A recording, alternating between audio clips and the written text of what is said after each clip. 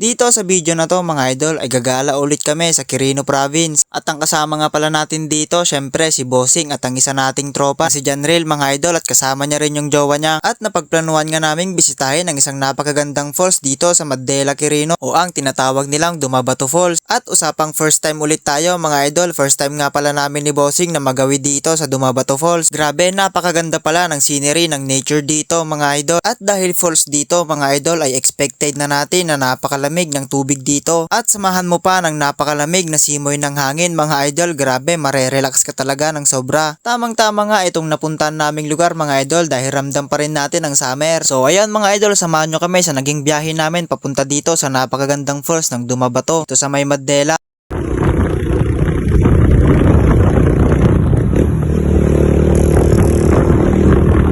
So dito sa part na to mga idol ay papunta pa lang kami sa sentro ng Cordon Isabela, at para ma-meet na rin natin yung tropa natin na makakasama natin dito sa magiging biyahe natin ngayon. Pero bago yon mga idol ay dumaan muna kami ni Bossing dito sa may palengke para mamili ng mga kakailanganin namin at makakain namin sa pupuntahan naming falls mga idol.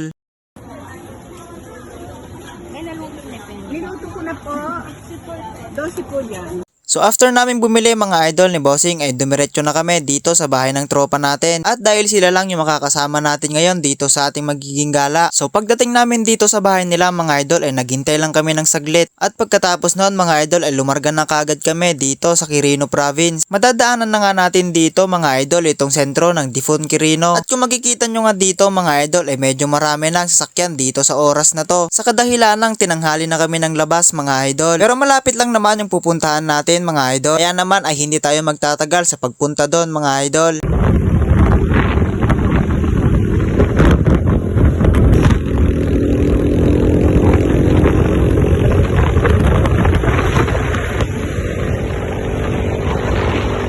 So dito sa part ng video na to mga idol ay nandito na nga kami sa may Cabarugis, Quirino. At hindi rin nagtagal mga idol ay nakarating na rin kami sa kabilang bayan. At ito ay ang Aglipay, Quirino. So ayun, shout out sa mga tropa natin dyan na taga Aglipay, Quirino. So ayun mga idol, balik tayo dito sa video. Kung mapapansin nyo nga pala dito mga idol ay si Uno na ulit ang gamit natin. Grabe, nakakamiss talaga si Uno na ibiyahe mga idol. So ayun mga idol, samahan nyo ulit kami ni Uno sa mga magiging travels namin.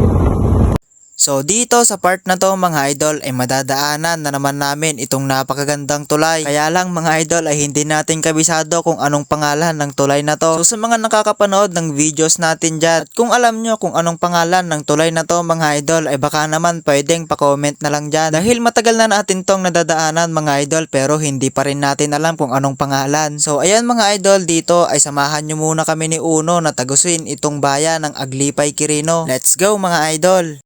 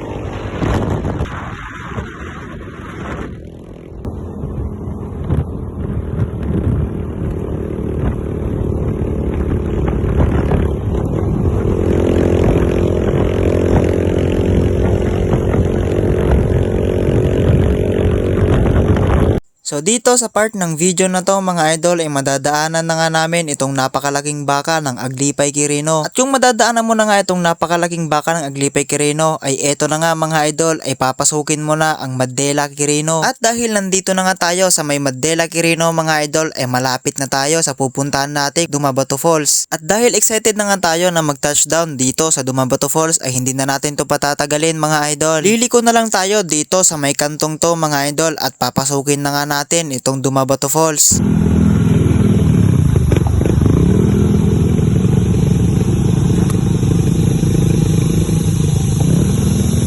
So dito mga idol ay nag-entrance na nga kami at binayaran na namin yung mga dapat bayaran. Pero huwag kayong mag-alala mga idol dahil mura lang ang entrance fee dito. At siguradong masusulit mo naman yung entrance fee mo dito mga idol dahil kung makikita nyo ay napaka-peaceful ng vibes dito at samahan pa yan ng napakalamig na paliguan. Mapapawi nga yung pagod ng katawan mo sa biyahe mga idol kapag nagtampisaw ka na sa napakalamig na falls dito mga idol. At dahil medyo mataas na nga itong lugar namin mga idol ay napakalamig na rin ang hangin dito. Tamang-tama talaga itong lugar na to mga idol para sa mga taong mahilig sa nature trip. Mapa solo traveler man yan o kahit na kasama ang buong barkada ay tamang-tama itong lugar na to. Pero syempre bilang balik sa kalikasan para sa pinaparamdam nitong napaka-refreshing na pakiramdam ay wag natin itong dudungisan at mag-iiwan ng kalat. So ayun mga idol, hindi mawawala dyan ang pagkain na napakasarap. At ano pa ba ang number 1 pagdating sa ganitong nature trip? Syempre ay ang inihaw mga idol. So dito nga ay prepare na ng tropa natin ang ihawan. At dahil nagugutom na tayo mga idol ay hindi na natin to patatagalin. Dahil isa lang naman ang kalalabasan niyan, ito ay ang napakasarap na pagkain mga idol. Kaya ano pa ba ang hinihintay natin dyan mga idol? Syempre kainan na. So ayan mga idol, habang kumakain kami dito ay gusto kong shoutout yung mga taong solid na sumusuporta sa atin. So ayan, after namin kumain mga idol ay eto, sinulit na namin ang maligo dito sa napakalamig ng tubig ng falls na to. At kung may alam pa kayong magandang pasyalan dito sa may Quirino Province mga idol ay wag na wag kayong mahiyang mag-comment. Baka sakaling mapasyalan natin yan soon mga idol. So after naming ma-enjoy ang vibes dito sa napakagandang falls ng Dumabato mga idol ay eto nga dito sa part na to ay uuwi na kami. So ayan mga idol, sana ay magkaroon pa ulit tayo ng nature trip kasama ang mga tropa. So kung nanonood ka pa rin hanggang dito sa part ng video na to mga idol ay huwag mong kalimutan na mag-like and follow dito sa Facebook page natin mga idol. Maraming salamat. At para na rin maipasyal ko ulit kayo sa mga susunod na travels natin kasama si Uno at syempre si Bossy. So paano mga idol, hanggang dito na lang itong video natin at uuwi na rin kami. So maraming